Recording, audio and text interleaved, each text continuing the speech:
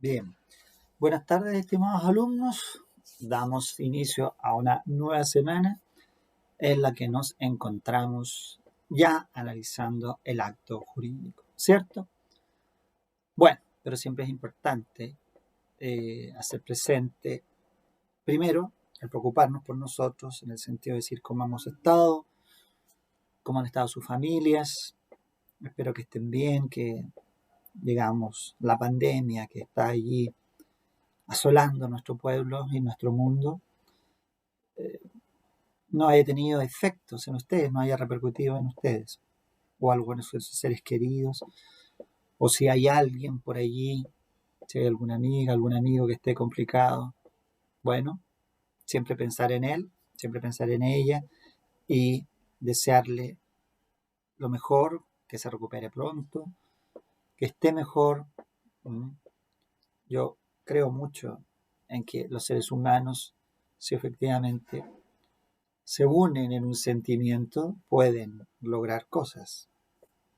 Y ese es, hay hechos comprobados en términos materiales, pero también en términos espirituales hay esa efectividad de que cuando las mentes o las almas encomiendan a una persona, eso las ayuda.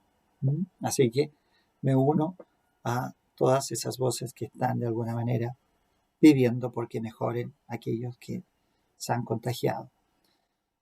También he pedido, digamos, de estar presente y de pedir este mismo sentimiento eh, por una compañera de nuestra escuela.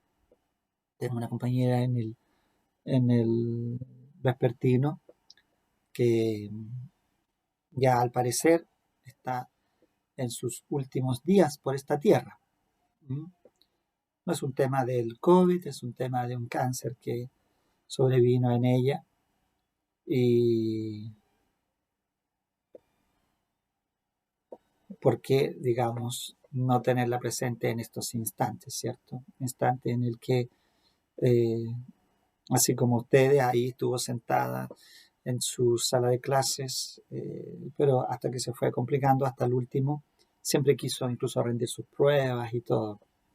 Bueno, ahora está ya en su, digamos, por eso le digo, etapa final por este paso en este mundo. Así que desearle que descanse, que ya su cuerpo se relaje y pueda liberar el alma que ya necesita de salir de este cuerpo enfermo. Y que ese tránsito tranquilo, sea tranquilo.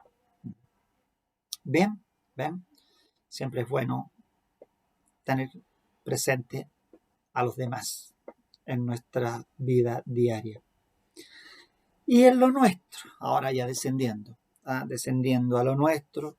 La semana pasada tuvimos un ejercicio por allí con algunos que se quedaron en la plataforma durante el horario de clase frente al planteamiento de un problema, ¿cierto? Un matrimonio con algunas irregularidades. Y era para que nosotros identificáramos la distinción entre qué ocurre cuando nos enfrentamos a un acto y cuando es un hecho. En el acto siempre hay voluntad humana, en el hecho no. El hecho es un simple acontecer. Ahora, el acontecer puede tener una consecuencia jurídica y le llamamos hecho jurídico, o ese acontecer puede no tener ninguna consecuencia y entonces lo obviamos. Peñailio siempre decía el vuelo de un pájaro. Yo digo la caída de una hoja en otoño. Entonces son hechos de la naturaleza que no producen, digamos, ningún tipo de efecto jurídico. Ahora, si un hecho de la naturaleza produjera un efecto jurídico, le llamaríamos hecho jurídico. Y ahí se suele mencionar la muerte, por ejemplo, que genera toda la transmisión del patrimonio. El transcurso del tiempo, ¿no? A una persona de 17 años, 11 meses, 29 días, la transforma en mayor de edad en una noche. ¿No? De una noche en que me acosté con 17, me levanto con 18 años. El solo transcurso del tiempo me transformó en una persona capaz, en una persona mayor de edad, en una persona con capacidad para votar, por ejemplo. Entonces, hay hechos de la naturaleza que producen fenómenos muy interesantes. desde esa perspectiva. Pero cuando hablamos de acto, estamos involucrando al sujeto y a su actuar voluntario. De hecho, ahí en Introducción al Derecho se suele, o en Filosofía del Derecho, se suele hablar del acto humano. El acto humano cuando se habla de acto humano, se habla de un acto consciente, de un acto que se conoce, de un acto libre. ¿Eh? Precisamente hay actos del ser humano que no son libres. Piensa en un espasmo. Yo, de alguna manera, sufro un infarto y voy conduciendo un vehículo. No es un acto voluntario. Ahí he perdido el control de mi cuerpo.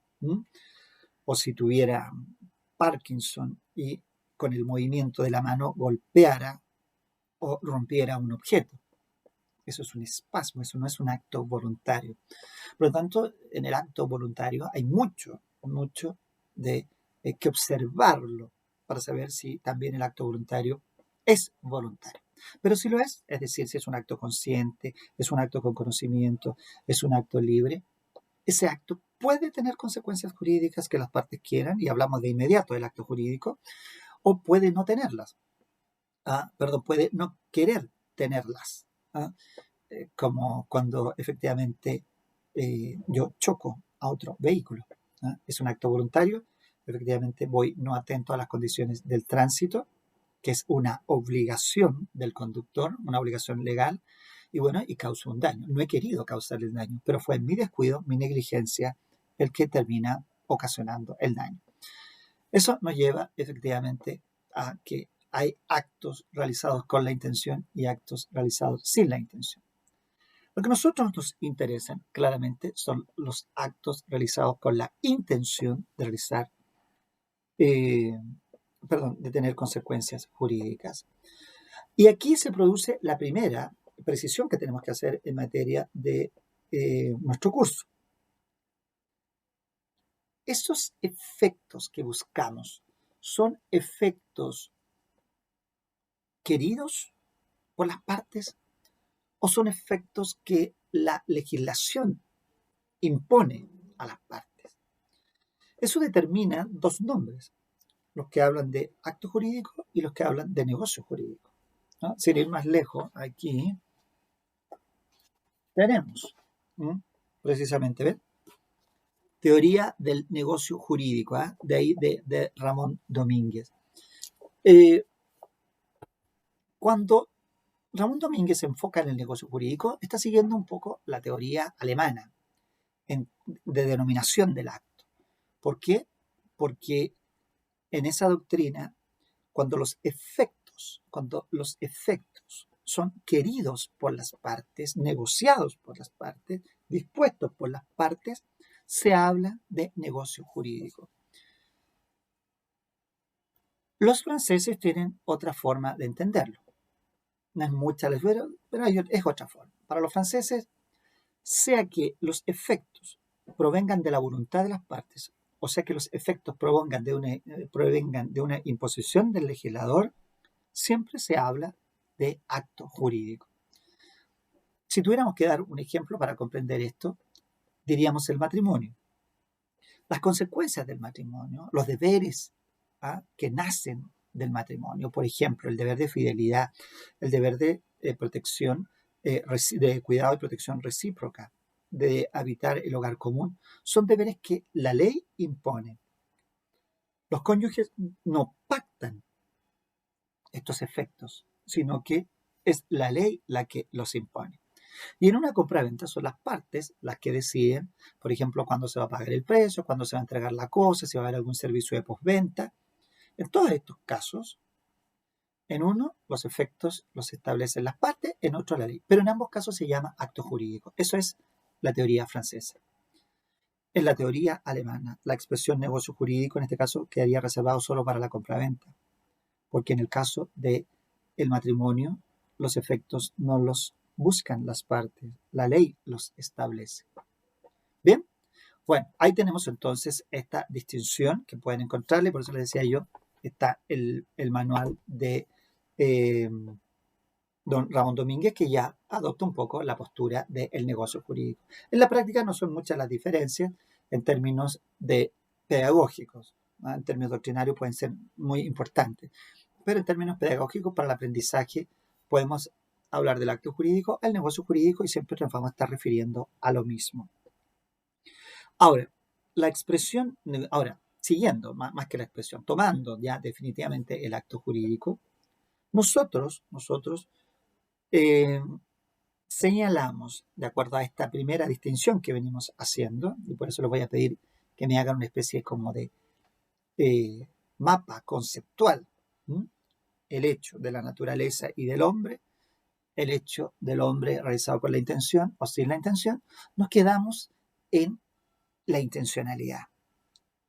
Por eso que el acto jurídico es definido como aquel acto que corresponde a una manifestación de voluntad del sujeto realizada con la intención de crear, modificar o extinguir derechos y obligaciones.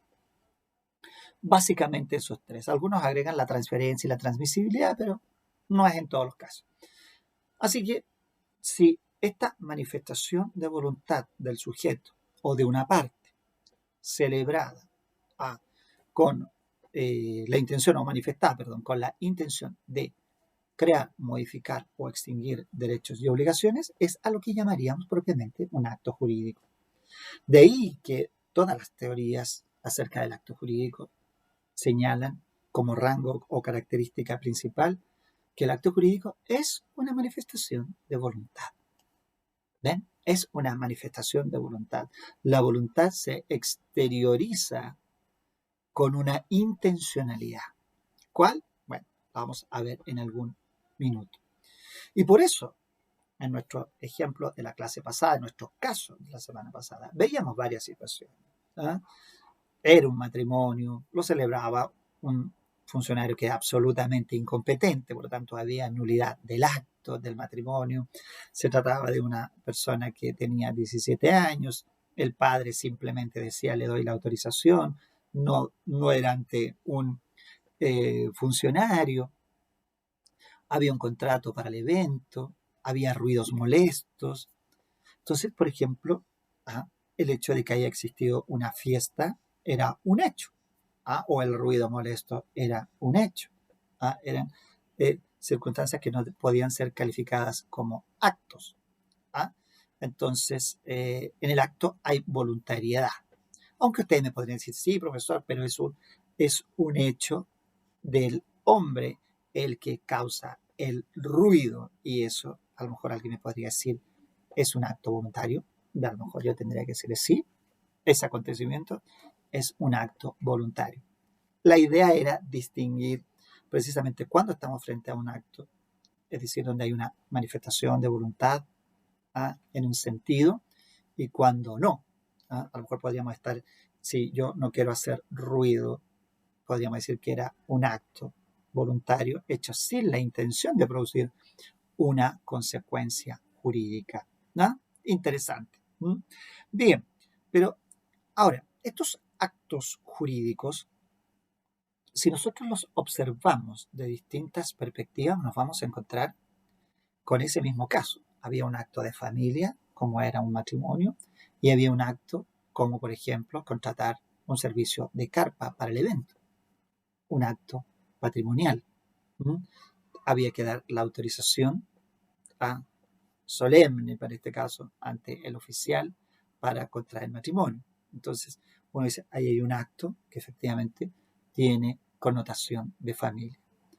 Y entonces, si ustedes se fijan, hay varios actos, o actos gratuitos, como dejar los bienes en casa de una vecina, o actos pagados, como arrendar. Entonces, todos los actos que se celebran cotidianamente tienen distintas perspectivas, y eso hace que lleguemos a la necesidad de caracterizarlos o clasificarlos. Y por eso hablamos entonces de la clasificación de los actos jurídicos, que es el tema que desciende una vez que inmediatamente uno trata la parte introductoria. Y aquí yo les voy a mandar a las clasificaciones de don Avelino León. Ahí, justo ese es el libro de Avelino León. Creo que él trata las clasificaciones fundamentales, no hay para qué ir a todas. Y en ese ejercicio se pueden ir apreciando cómo un acto lo podemos mirar desde distintos puntos de vista. ¿Ah? Por ejemplo, como un contrato de transporte, como un contrato de compraventa, como un contrato de arriendo, como un acto jurídico de matrimonio, como el reconocimiento de un hijo, como el otorgamiento de un testamento. Son actos que los podemos ir mirando de distintas perspectivas y eso nos ayuda a entenderlos. Recuerden que el derecho es una ciencia y pretende estudiar su objeto. De ahí que Kelsen, que en su teoría pura, justo ahí, en su teoría pura del derecho, lo que busca es estudiar el objeto depurado de la ciencia, y en este caso se encuentra con la norma jurídica, solo la norma, nada de doctrina, nada de filosofía. Es interesante ese ejercicio de Kelsen al respecto. Bueno, ahora, estas clasificaciones van a estudiar primero allí precisamente la que distingue actos jurídicos patrimoniales, de familia, después la famosa del acto jurídico unilateral, bilateral, los actos jurídicos gratuitos, onerosos, los actos jurídicos principales, accesorios, y una que a mí me gusta mucho porque nos da espacio para discutir bastante, la de los actos jurídicos formales, no formales, teniendo presente las solemnidades. Y después vamos a ir cerrando con algunos puros y simples sujetos a modalidad y los actos de administración y de disposición que también son relevantes de analizar. Bien, así que dejemos este video como video introductorio y acto seguido vamos a presentar el video de clasificación. Me parece que la próxima semana vamos a poder intentar alguna clase online porque parece que la plataforma fue adaptada. Veamos si nos resulta porque todo esto es como la Teletón. Estamos probando mecanismos. Bien, el video de clasificación lo grabé antes. Así que es probable que me encuentre en otra imagen, pero está destinado a analizar las clasificaciones. Bien, bueno, entonces nos vemos en unos minutos más.